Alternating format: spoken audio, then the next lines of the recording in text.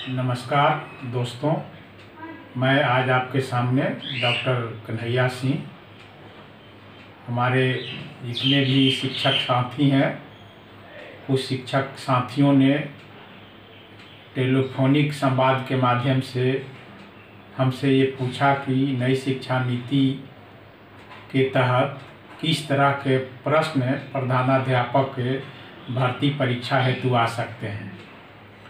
तो मैं अस्वस्थ होने के चलते भी मैं सोच रहा था कि क्या करूं, लेकिन जब मैंने सोचा कि नहीं, ये प्रयास होना चाहिए कि शिक्षक साथियों का सहयोग होना चाहिए कि नई शिक्षा नीति के तहत कैसे प्रश्न आ सकते हैं, और आज मैं इस वीडियो के माध्यम से, इस वीडियो लेक्चर के माध्यम से नई शिक्षा नीति से कैसे प्रश्न बन सकते हैं, कैसे कैसे प्रश्न आ सकते हैं, बन सकते हैं, तो संभावित प्रश्नों के बारे में, जो प्रश्न इसमें निहित है उसके बारे में मैं आपके सामने मैं अपनी बात रख रहा हूँ। नई शिक्षा नीति में बहुत सारे प्रश्न हो सकते हैं, लेकिन नई शिक्षा नीति का गठन कब हुआ और नई शिक्षा नीति के गठन और निर्माण के लिए इसके चेयरमैन कौन बनाए गए, तो ये सारे प्रश्न भी हो सकते हैं कि नई शिक्षा नीति 2020 के नीति निर्धारक में चेयरमैन अध्यक्ष कौन थे, तो इसका भी एक प्रश्न हो सकता है। इसके बाद ये नई शिक्षा नीति के कितने मुख्य स्तंभ हैं, तो नई शिक्षा नीति के मुख्य स्तंभ कितने हैं, इस संदर्भ में भी आपसे पूछा जा सकता है।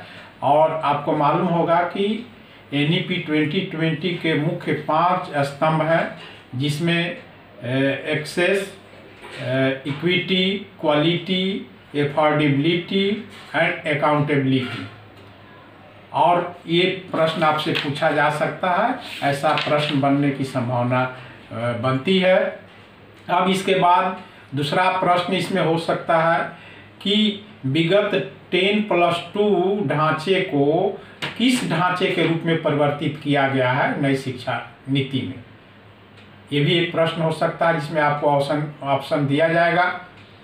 और आपको मालूम होगा कि पहले की जो शिक्षा नीति थी उसमें हमारी जो शिक्षा की संरचना थी वो 10+2+3 ऐसी संरचना थी, और आज उसको नई शिक्षा नीति में 5+3+3+4 किया गया है। तो इस पर भी प्रश्न बन सकता है। इसके बाद जो प्रश्न इसे बनने लायक है वो है, जितने भी स्टेज हैं नई शिक्षा नीति में उसको अलग अलग किया गया है। Foundation stage, preparatory stage, middle stage and secondary stage. तो इसमें ये प्रश्न बन सकता है कि फाउंडेशन स्टेज कितने साल का है, कितने वर्ष के उम्र के बच्चों को फाउंडेशन स्टेज है, उसमें आंगनबाड़ी, प्रारंभिक विद्यालय, प्री स्कूलिंग कितने साल का होगा। इसके बाद आपका 1 और 2 कक्षा की पढ़ाई कितने साल की होगी, कितने उम्र तक बच्चों को फाउंडेशन स्टेज में रखा जा सकता है, ये प्रश्न बन सकता है। प्रीपरेटरी स्टेज कितने साल का होगा, कितने क्लास तक होगा और कितनी उम्र सीमा तक इसका होगा, जैसे 18 से 11 साल आपका फाउंडेशन स्टेज है, और उसमें ये प्रीपरेटरी स्टेज है, सॉरी, आपका प्रीपरेटरी स्टेज 8 से 11 साल है। इसके बाद आपका मिडिल स्टेज आता है, तो मिडिल स्टेज कक्षा 6 से 8 तक का है, और इसमें कक्षा 6 से कौशल विकास, वोकेशनल डेवलपमेंट के भी पढ़ाई शुरू होगा। तो इससे भी आपका प्रश्न हो सकता है कि नई शिक्षा नीति में किस कक्षा से वोकेशनल कोर्स की पढ़ाई शुरू करने की वकालत की गई है। तो आपको मालूम होना चाहिए कि कक्षा 6 से वोकेशनल कोर्स के पढ़ाई की शुरुआत करने की वकालत की गई है। इसके बाद सेकेंडरी स्टेज कक्षा 9 से 12 तक, और इसमें कक्षा 9 से 12 तक का सेकेंडरी स्टेज के बारे में बतलाया गया है। तो मेरा कहने का मतलब कि इससे संबंधित भी आपका प्रश्न हो सकता है फाउंडेशन स्टेज हो, प्रीपरेटरी स्टेज हो, मिडिल स्टेज हो या सेकेंडरी स्टेज हो, कितने साल के उम्र के बच्चों के लिए फाउंडेशन स्टेज होगा, कितने साल के बच्चों के लिए प्रीपरेटरी स्टेज होगा, कितने साल के बच्चों के लिए फाउंडेशन स्टेज होगा, कितने साल के बच्चों के लिए मिडिल और सेकेंडरी स्टेज होगा। इसके बाद 2030 तक पूर्व प्राथमिक शिक्षा, जिसमें 3 से 6 आयु वर्ग को सम्मिलित किया गया है, और इसके को यूनिवर्सलाइजेशन, सर्वव्यापीकरण के लिए भी नई शिक्षा नीति में चर्चा की गई है। ये भी एक अच्छा सवाल है। और कक्षा 1 के विद्यार्थियों के लिए अल्पकालीन 3 माह का प्ले आधारित स्कूल तैयारी मॉड्यूल। अब ये प्रश्न एक बनता है कि प्ले आधारित स्कूल तैयारी मॉड्यूल कितने माह के लिए, किस कक्षा के विद्यार्थियों के लिए तैयार किया गया है। तो प्ले आधारित स्कूल तैयारी मॉड्यूल कक्षा 1 के विद्यार्थी के लिए और 3 माह के लिए ऐसा शिक्षा नीति में वर्णन किया गया है। अब सवाल आपका बुनियादी साक्षरता एवं संख्यात्मक प्रश्न भी इससे संबंधित प्रश्न हो सकते हैं, जिसमें नई शिक्षा नीति में कहा गया है कि 2025 तक वर्ग 3 के सभी छात्र छात्राओं को बुनियादी साक्षरता और संख्या का ज्ञान, फाउंडेशनल लिटरेसी एंड न्यूमरेसी के बारे में जानकारी होना चाहिए। 2025 तक का ये लक्ष्य रखा गया है। तो ये इस तरह के प्रश्न हो सकते हैं। इसके बाद नई शिक्षा नीति में छात्र शिक्षक अनुपात से संबंधित भी प्रश्न हो सकते हैं, जिसमें आपको पीटीआर के लिए आपका शिक्षक छात्र अनुपात 30:1 रखा गया है, और सामाजिक आर्थिक रूप से वंचित वर्गों की अधिकता वाले क्षेत्र में पीटीआर 25:1 रखा गया है। तो ये भी संभावित प्रश्न हो सकते हैं कि शिक्षक छात्र अनुपात सामान्य रूप से कैसा होगा, सामाजिक आर्थिक रूप से वंचित छात्रों की जहां अधिकता है, जहां पिछड़े वर्ग के छात्र अधिक है, तो वहां स्कूलों में छात्र और शिक्षक अनुपात कैसा होगा, इस संबंध में भी प्रश्न बनते हैं। इसके बाद आपका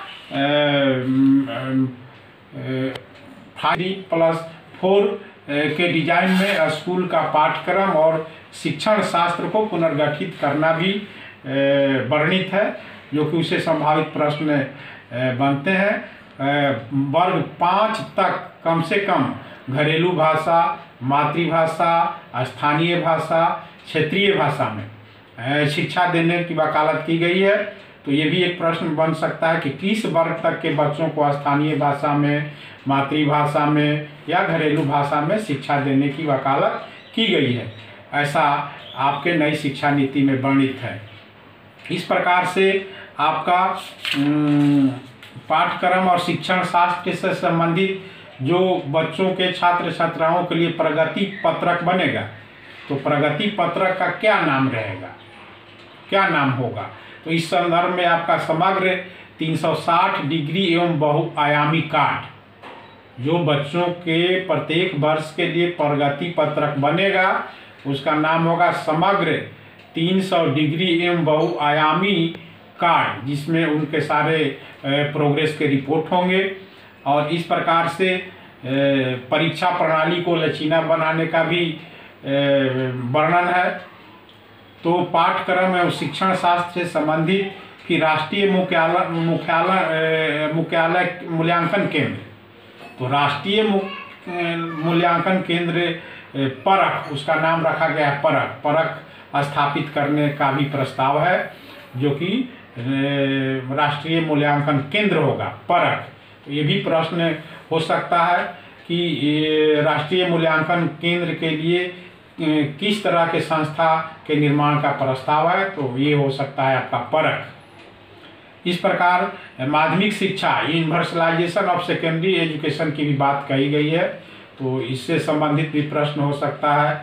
तो इस प्रकार से आपका नीति के तहत शिक्षक और छात्र से संबंधित जो प्रश्न होंगे, उसमें एक स्कूल के प्रधानाध्यापकों या स्कूल कॉम्प्लेक्स का निर्माण की बात कही गई है।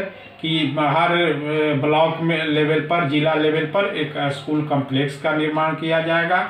और बाल भवन, बच्चों के विकास के लिए, बच्चों के सर्वांगीण विकास के लिए बाल भवन के निर्माण की भी वकालत नई शिक्षा नीति में की गई है। इसके बाद शैक्षिक और सामाजिक रूप से पिछड़े, आर्थिक रूप से वंचित समूह जहाँ बड़ी आबादी है, उसके लिए विशेष शिक्षा क्षेत्र घोषित करने का भी प्रस्ताव है। तो इससे भी संबंधित प्रश्न हो सकते हैं, विशेष शिक्षा क्षेत्र घोषित किन इलाकों को किया जाएगा। तो विशेष रूप से जो सामाजिक आर्थिक का बड़ी तादाद में पिछड़ा हुआ समूह है, उसके लिए विशेष शिक्षा क्षेत्र घोषित करने का भी प्रस्ताव है।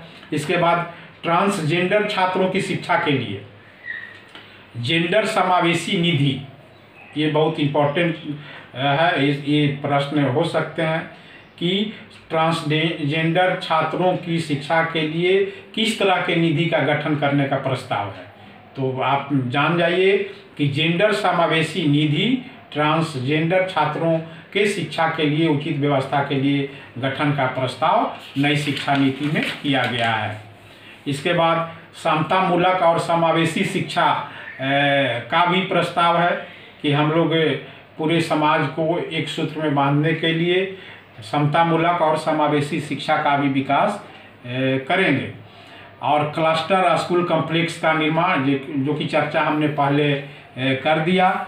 और इसके बाद ये कॉम्प्लेक्स और क्लस्टर जो होगा प्राथमिक मध्य विद्यालय, तो कितना किलोमीटर की दूरी पर एक कॉम्प्लेक्स होगा, या कितना किलोमीटर की दूरी पर एक आपका क्लस्टर बनाया जाएगा। तो इसके लिए नई शिक्षा नीति में दूरी जो तय की गई है वो 5 किलोमीटर है, कि 5 किलोमीटर के दायरे में एक स्कूल कॉम्प्लेक्स और एक क्लस्टर होगा जो प्राथमिक और मध्य विद्यालयों के शैक्षिक गुणवत्ता पर ध्यान देगा।